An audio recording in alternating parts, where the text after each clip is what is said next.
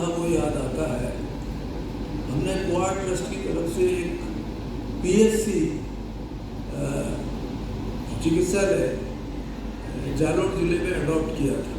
Doctor से हमने बातचीत की और उस पीएससी की जो भी आवश्यकताएं थी उसकी पूर्ति करने की हमने कोशिश की।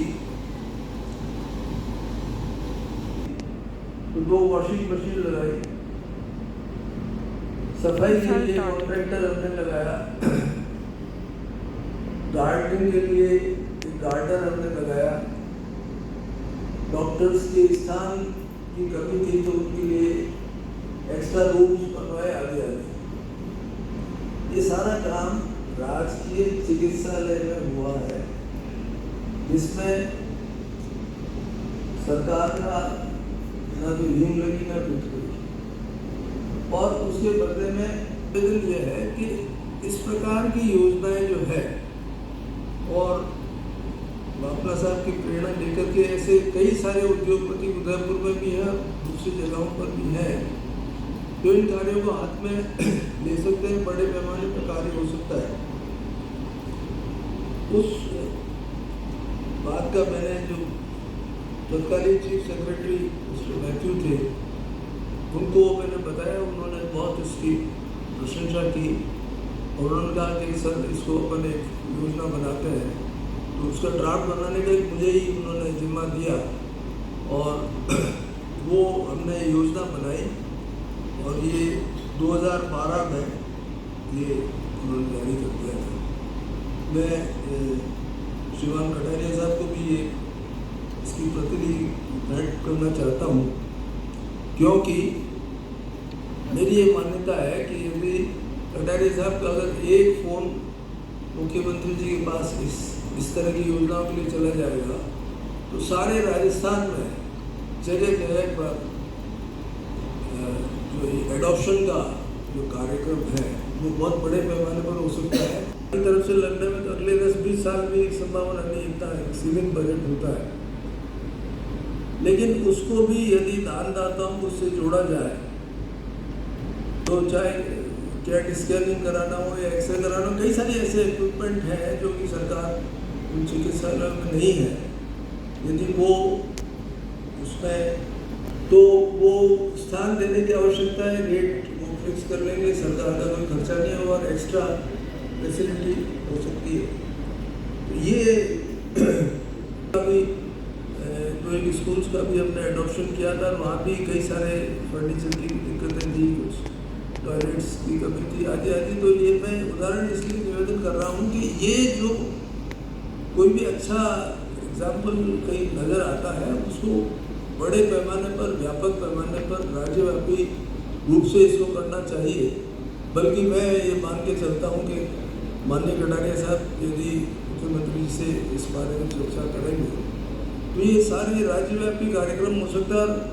अगले महीने से भामाशाह कार्यक्रम बनाया जा सकता है, जिसमें कि ये सरकारी स्कूलें हैं और चिकित्सालय हैं, उसमें संपत्ति है। यदि उनको कलेक्टर साहब एक फ़ोन भी करेंगे कि साहब ये फला स्कूल या फला अस्पताल या फला वार्ड इसको आप एडॉप्ट करें, तो वो सहर्ष इसमें करना चाहेंगे और उससे बहुत सुधार हो सकता है। मैं एक दूसरी योजना जो श्रीमान बापना साहब ने लागू की, वो भी बड़ी यूनिक योजना है, उसको भी मैं समझता हूँ राज्यव्यापी करने की आवश्यकता है। राजस्थान में वाटर हार्वेस्टिंग स्कीम्स की विशेष आवश्यकता है और क्योंकि हमारा वाटर टेबल निरंतर नीचे जा रहा है, तो बापना साहब की योजना के अंतर्गत अभी तक मेरे ख्याल में 200 ऐसी स्कूल हैं और सरकारी स्कूल और सरकारी चिकित्सालय, उनकी छतों से पाइप सीधा ट्यूबवेल में लगा दिया है और छतों पर एक फिल्टर लगा दिया है ताकि छत का जो गंदगी हो वो साफ हो जाए और साफ पानी उसमें जाए। करीब बहुत छोटी सी स्कीम है, इसमें करीब 35,000 रुपए की राशि का खर्च होता है।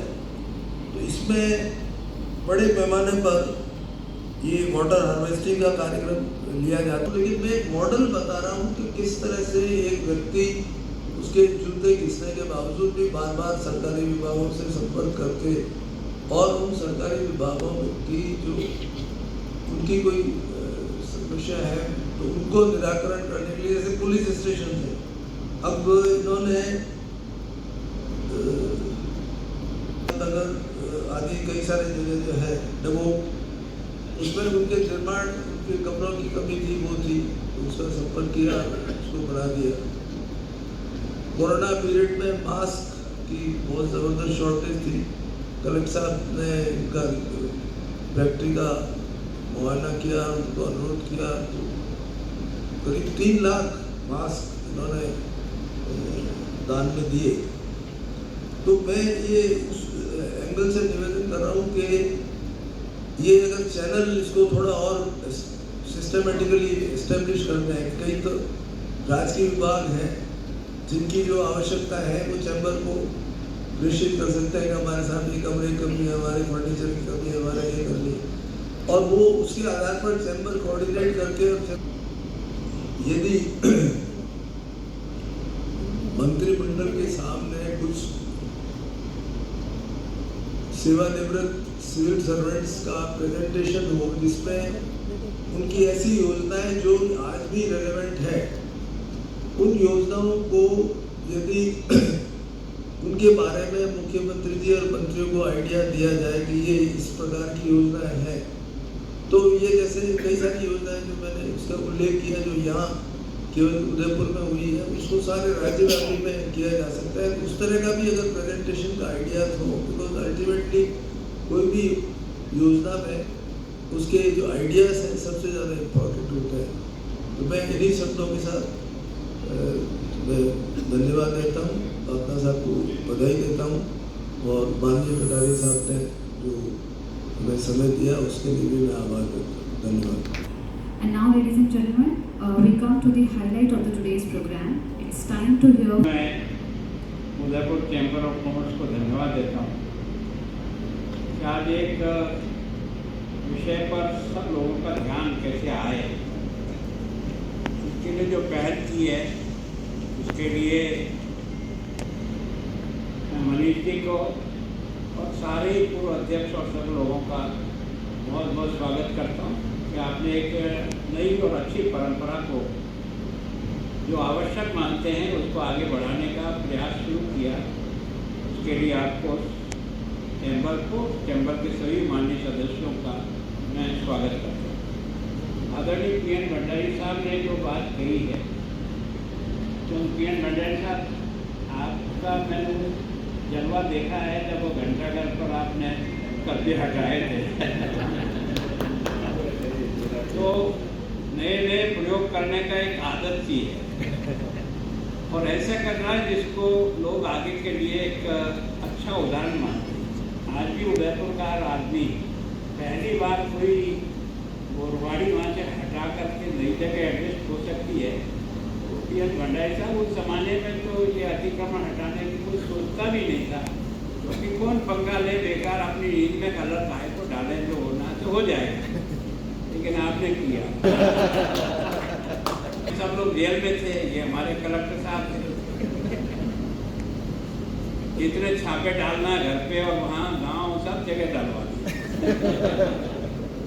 लेकिन जब जेल में बंद हो गए तब हमें लगा यार ये तो हमारे साथ घोर अन्याय है। एक कंबल बिछाने का मिलता था, एक कंबल ओढ़ने का मिलता था, और सामने सब जालियां खुली हुई। अब ठंड के मौसम में रात को नींद आएगी, तो हमने कहा यार अब तो जेल से बाकी तो आगे क्या सजा होगी। हमने सब बाहर कंबल ला के जला दिया। अब जेल में हुदन मच गया। कलेक्टर साहब को सूचना, कलेक्टर साहब पूरी फोर्स लेकर के सीधे हमारे अंदर आए। रोड उत्पाद था ही नया जवान से एकदम जो बड़ा रोड कराट था, इनका सब जलवा मारते थे। हमने कहा यार चलो जो आए साहब आके जेल में अंदर पेश हुए,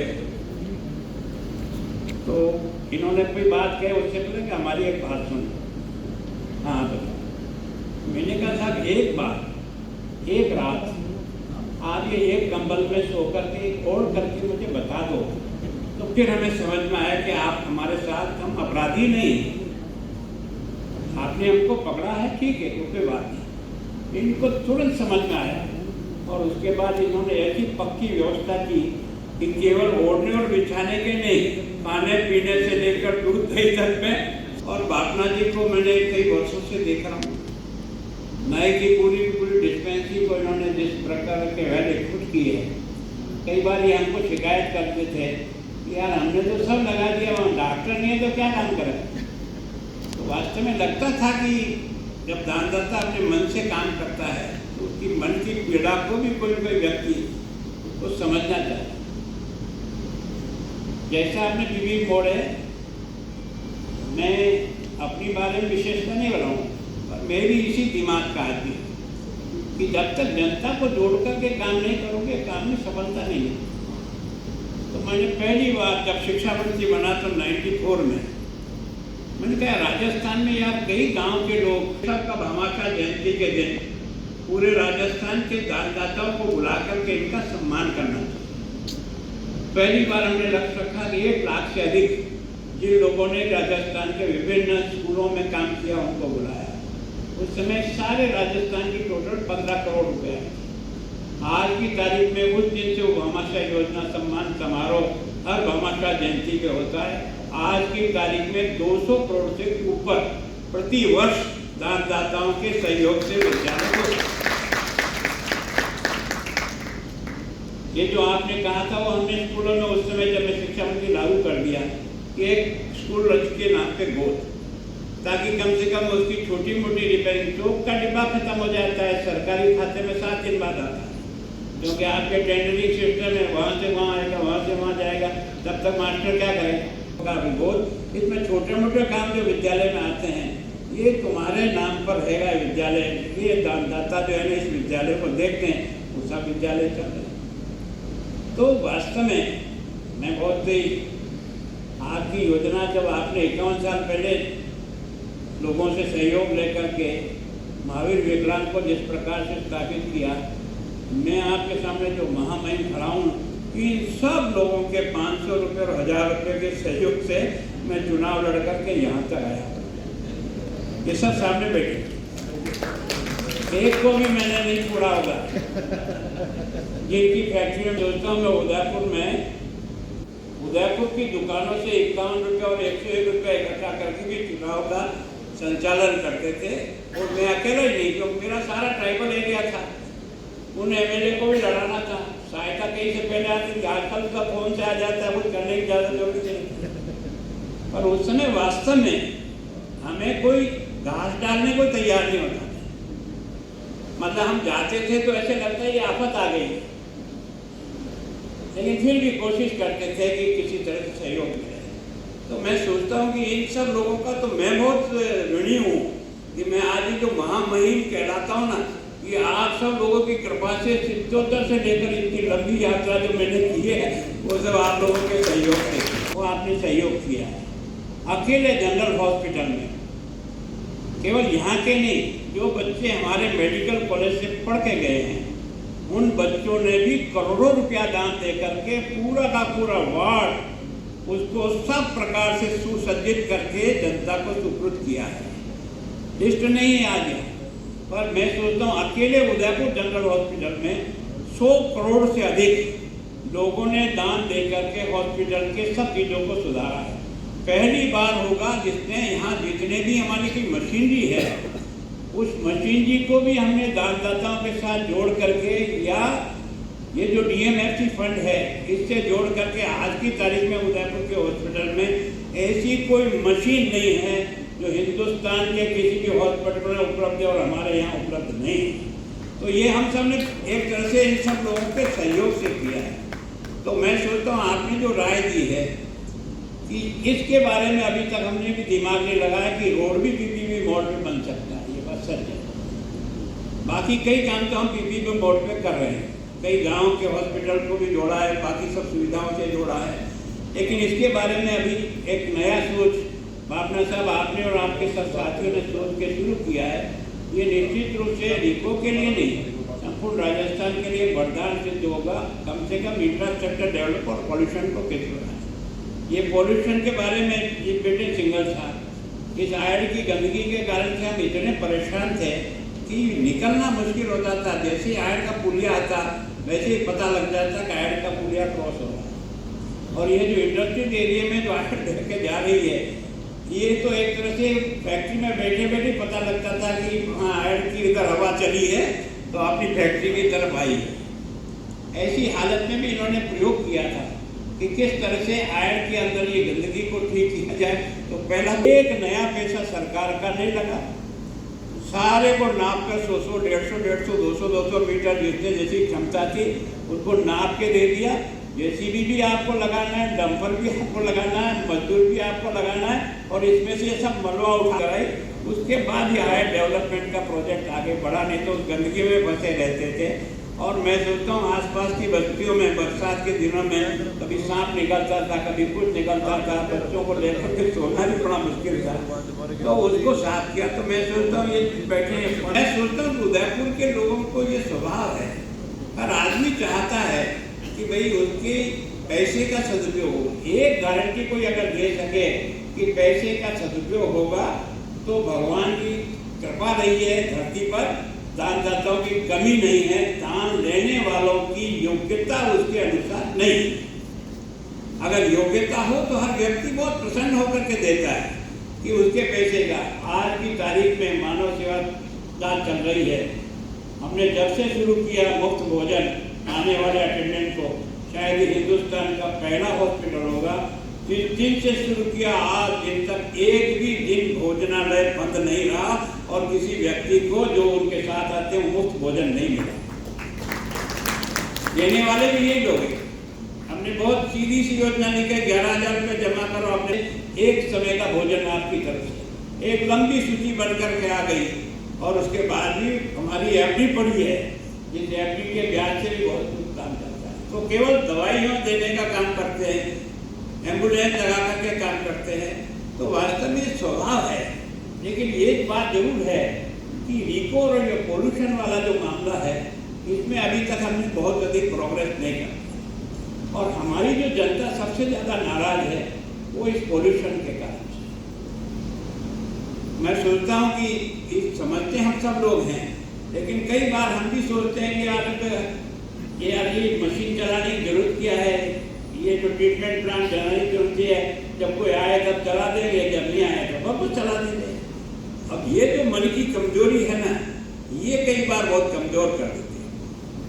ये किसी व्यक्तिगत नहीं कह रहा हूँ, हम सब की सोच है यार इतना खर्चा आता है, 4 घंटे चलाओ 4 घंटे बंद कर दो, तो उसके कारण से भी है। मैं सोचता हूँ कि व्यक्ति का मन भी ये बने कि हमारा शहर भगवान ने जिस प्रकृति दी, आप जिस वाटर को मैनेज करने के लिए कह रहे हैं, हमारे बाप दादा हमसे ज़्यादा समझदार हैं। इस उदयपुर की जो पानी की संचित जिस प्रकार से उन्होंने किया है, एक तालाब का पानी दूसरे में, दूसरे का तीसरे में, तीसरे का चौथे में, सारा का सारा पानी एक दूसरी झील में जा रहा है, एक दूसरे में कनेक्टेड है, कोई ऐसा नहीं है। और जैसा आपने सुखाड़िया जी का, ये सबसे बड़ा योगदान अगर सुखाड़िया जी का कोई पीढ़ियों तक याद रहेगा, ये देवास फर्स्ट, सेकेंड, थर्ड और फोर्थ, इस आदमी ने अपने कार्यकाल में देवास फर्स्ट को पूरा कर दिया और 85 MTF पानी हमको बराबर मिल रहा है। ये यहाँ इंजीनियर साहब बैठे हैं सारे के सारे, चल रहा। लेकिन जैसे आदमी राजनीति में कमजोर होता है, उसकी योजना का भी दफन हो जाता है। ये देश का दुर्भाग्य है। राजनीति बदल सकती है, पार्टियाँ बदल सकती है, राज बदल सकते हैं, लेकिन विकास कभी बदलता नहीं। पर हमारा जब छोटा मन हो जाता है तो ये सब साथ है। और उसके बाद आपने देखा होगा कि उनका जैसे ही राजनीतिक पराभव हुआ 72-73 में जाकर के, उसके बाद यही देवास दफ्तर दाखिल हो गया और आप जैसे ही आपके अधिकारियों ने उस फाइल की ऐसी रंगाई की कि कोई उस पर हाथ नहीं डाल सकता। जिसमें BSF ये ने BS मुझे देवास सेकेंड बनाना, ताकि उदयपुर की झीलें भरी रहेगी तो हमारा रोजगार रहेगा। अगर हमारी सुंदरता है तो हमारी झीलों के कारण से है। अगर इसको नहीं भर के फुटबॉल खेलने वाले फील्ड बन जाएं तो फिर उदयपुर में यहाँ क्या करेगा आने का? तो उन्होंने मेरे को मान लिया, उन्होंने कहा भाई साहब क्या होगा, मेरे को 300 350 करोड़ रुपया आएगा। उन्होंने कहा यार ठीक है, कर दिया। और जब इसकी टनल की चौड़ाई 3.5 मीटर की एस्टिमेट की थी, मैंने कहा यार 3.5 मीटर में गाड़ी एक बार जाएगी उल्टी आएगी तो 4 साल तक ये टनल खुलती है। एकदम पैसा बढ़ गया। उनका भाई साहब आपने तो मुझे बता दिया, बजट में घोषणा करा दी। मैं कोई घबराने की जरूरत नहीं है ना। ये जो आपका नाबार्ड है, ये संस्थाएं हैं, लोन ले लो, आपसे चुके तो आप चुकाना, नहीं चुके तो हम चुकाएंगे अपनी यूआईटी से नगर पालिका। सेकेंड बन गया जिसके कारण से हम साल में गर्मी के दिनों में शायद ये पूरा हिंदुस्तान में एकमात्र प्रोजेक्ट होगा फतेह सागर और पिछोला, जिसमें हम पानी अप्रैल महीने में छोड़ते हैं और फिर से इसका लेवल बढ़ाते हैं। तो मैं सोचता हूँ कि जनता सहयोग करने के लिए तैयार रहती है। ये जो आपने कहा था ना, ये जो अधिकारी वर्ग का जो मामला है वो आपने भी कुछ सालों से देखा है, मैंने भी कुछ सालों से देखा है। यानी जब आप उस सीट पे बैठते हो तो आप भूल जाते हो यार कि मेरे को तनख्वाह ये सामने वाला खड़ा है ना, ये दे रहा है। पीने का टैक्स का पैसा की यूनिवर्सिटी है जिसमें पढ़ करके आया हूँ, कोई ज्ञान नहीं किया है, लेकिन हमारा सोच बदल जाता है। हमारी दर्द यहाँ है। अगर वास्तव में काम को ठीक करना चाहते हैं तो हम इसके जड़ में जाएं कि कहाँ से इसकी खराबी पैदा हो गई, कैसे हो गई, तो हम इसमें कर लेंगे। मैं सोचता हूँ, मैंने इतने साल तक आपने भी देखा है, मैं भी बताता हूँ, सबसे ज़्यादा परेशानी होती है पर एक छोटी से काम से, बैंक खाते खोलो, बैंक खाते खोलो, बैंक खाते, लाखों करोड़ों लोगों के खाते खुलने से अब बापने की मजदूरी भी जो है ना, आप तहसीलदार को भेजते थे थैला भर के कि बांटिया ना, कुछ बांटता था, कुछ ले आता था, वो कष्ट सबने देखे हैं। लेकिन एक सुधार के कारण से सीधा का सीधा पैसा उसके खाते में ट्रांसफर होता है। इस बेईमानी को कंट्रोल करने में एक कामयाब कदम होता है। तो वैसे ही कुछ सुधार भी करने पड़ेंगे ताकि व्यक्ति के दिल और दिमाग पर कम से कम निर्भर करना पड़े और सिस्टम में आ जाए। ये स्टार्टअप क्या है, ये क्या है, अगर इन सब का प्रयोग करें तो बहुत कुछ ठीक हो जाए। तो मैं सोचता हूँ, मैं अब आपसे निवेदन करता हूँ कि उदयपुर का ये इंडस्ट्रियल एरिया अपने आप में बहुत परफेक्ट एरिया बनाया है, लेकिन इसका उपयोग नहीं हो रहा है। आज भी अंडर उपयोग कह सकते हैं इसको। जितना एरिया हमारे पास पड़ा है उतना हम काम में ले रहे हैं। मैं सोचता हूँ इस बारे में आपको एसोसिएशन सोचना चाहिए कि अगर हमको कोई दिक्कत आ रही, सरकार के साथ बैठ करके इस बचे हुई जगह का कैसे उपयोग करें और अधिक से अधिक इंडस्ट्री कैसे ग्रो हो, तब जाकर के, क्योंकि हमारी गरीबी मिटाने के लिए आपके पास ये है इंस्ट्रूमेंट सब। हम कितना निकालेंगे अपनी दुकानों से सामान बेच करके, तो भी हम रोजाना का काम धका सकेंगे, अपने आप को सक्षम नहीं कर सकेंगे। सक्षम तो तभी होगा जब हमारी इंडस्ट्री ग्रो होगी। अब आपने गुडली का इंडस्ट्रियल एरिया बना दिया, पानी है ही नहीं, क्या करेगा इंडस्ट्रियल एरिया? अब पानी पहुंचाना इतना मुश्किल काम है क्या? ये उधर सागर भरा है, अगर आप इसको नहर ले जा करके पानी उनको पहुंचा दो तो इंडस्ट्रियल एरिया जो है ना, आज जितना ग्रो उसका 10 गुना ग्रो हो जाएगा। पर उसकी समस्या को समझना पड़ता है, करना पड़ता है, तब जाकर के मैं सोचता हूँ समस्या का समाधान हो सकता है। ऐसी बात नहीं कर संभव है।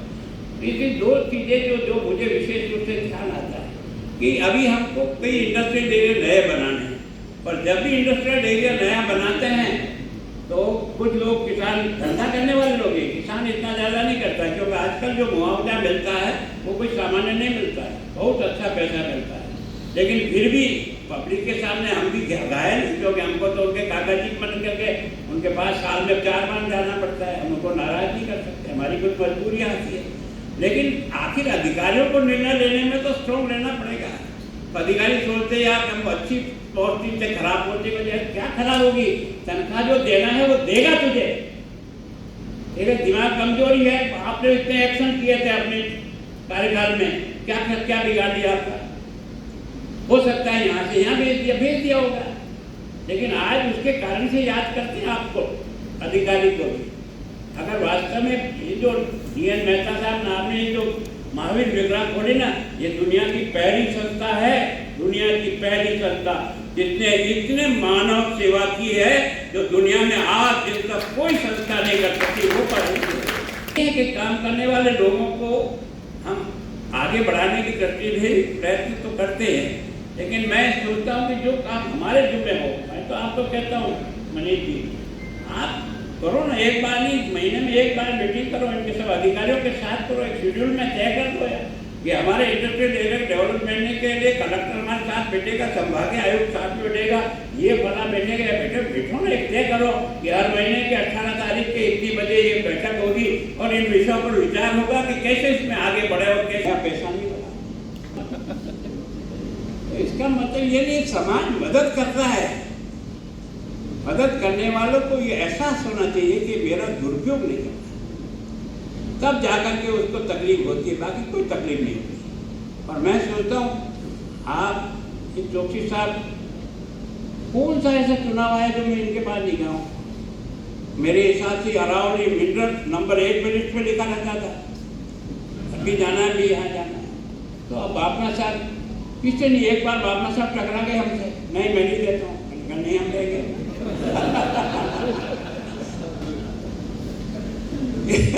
इन्हीं मैं अभी तो यहाँ का नागरिक ही नहीं होना हूँ, मैंने कहा बनो मत बनो। आप उदयपुर में इंडस्ट्री चला रहे हो, तो जद्दोजहद भी होती थी, कभी कुछ बस सब मिल करके एक दूसरे का काम करने का प्रयास करते, कभी भी कोई किसी से कटुता या कोई ऐसा व्यवहार नहीं किया कि जिसके कारण से कि दे जिसका भला, नहीं दे जिसका भला, हमारा क्या है, हमें तो कोई दिक्कत आती नहीं। पर मैं जरूर बापना जी आपको और आपकी टीम को धन्यवाद देता हूँ कि पहली बार पीपीपी बोर्ड पर भी रोड हो सकती है और उसमें भी आप रिपो के अधिकारी बैठे हैं, आपका तो हींग लगे न पटकरी। अब उसके बाद भी अगर आप अपने अधिकारियों को कन्विंस नहीं कर सकते हो, कमी है। मेरा प्रयास जो होगा, मैं निश्चित रूप से यहाँ से जाने के बाद मुख्यमंत्री से बात करके बताऊंगा कि इस तरह के प्रोजेक्ट को आगे बढ़ाइए, हर क्षेत्र में आगे बढ़ाइए, कोई एक ही क्षेत्र नहीं, जिस क्षेत्र में चाहो उस क्षेत्र में आप आगे बढ़ाओ, ताकि विकास भी अपनी गति कर लेगा और विकास की गति के साथ हम सबका भविष्य जुड़ा हुआ है। आज अगर भारत चौथी आर्थिक स्थिति बन गई तो बिना आप लोगों के प्रयास से हुई, प्रयास तो इन सब लोगों का उसमें सम्मिलित है ना। यही है, जो 11वें पायदान पे थे हम 2014 में, आज हम 5वें को इंग्लैंड को पछाड़ कर 5वें पे आए, अब की बार हम 4थे पे चले गए और आने वाले कुछ समय पे नंबर 1 होंगे। इसमें सहयोगी तो सारी इंडस्ट्री होगी ना, हर आदमी इसमें सहयोगी होगा, बस उसके लिए वातावरण बनाना पड़ता है, वातावरण को बना करके उसका लाभ लेना पड़ता है। तो मैं सोचता हूँ आप सबका मेरा बहुत प्रणाम।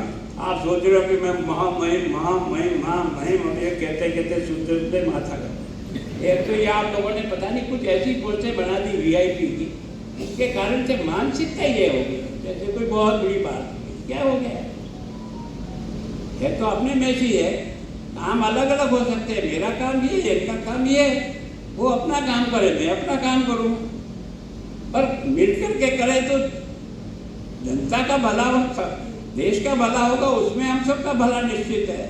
तो मैं सोचता हूँ इस प्रयास की आप आगे बढ़ाइए और हमसे जो उम्मीद करते हो निसंकोच भाव से लिख करके भी भेज सकते हैं और फ़ोन करके भी मुझे, मतलब मैं सवेरे फ़ोन नहीं उठाऊंगा तो रात को जरूर देखता हूँ आज मिस कॉल का पड़ा है। भगवान की कृपा से मैं आपके बीच में घुमा हूँ, मोटरसाइकिल और स्कूटर भी दौड़ा हूँ और मैं यहाँ तक पहुँचा हूँ ना महामहिम तक, तो आप सब लोगों के सहयोग के कारण से पहुँचा हूँ। जो आज भी यहाँ बैठे हैं, जब भी चुनाव आता मैं कंकेरता रहता हूँ, फोन करता हूँ, सिंगल साहब आज तो ये करना है, आप करेंगे, मतलब कोई न्याय नहीं करता है। तो वास्तव में मैं चाहता हूँ कि हम सब लोग मिलकर के उदयपुर को और कितना तेजी से आगे ले जा सकते हैं, नए इंडस्ट्रियल एरिया और कहाँ बन सकते हैं, जो इंडस्ट्रियल एरिया है उसमें किस प्रकार की लाइट, पानी, बिजली और मिनिमम जो सुविधाएं चाहिए वो वहाँ है या नहीं है तो उसको कैसे बनाया जा सकता है। तो निश्चित रूप से हम उस काम को अच्छी प्रकार से कर सकेंगे।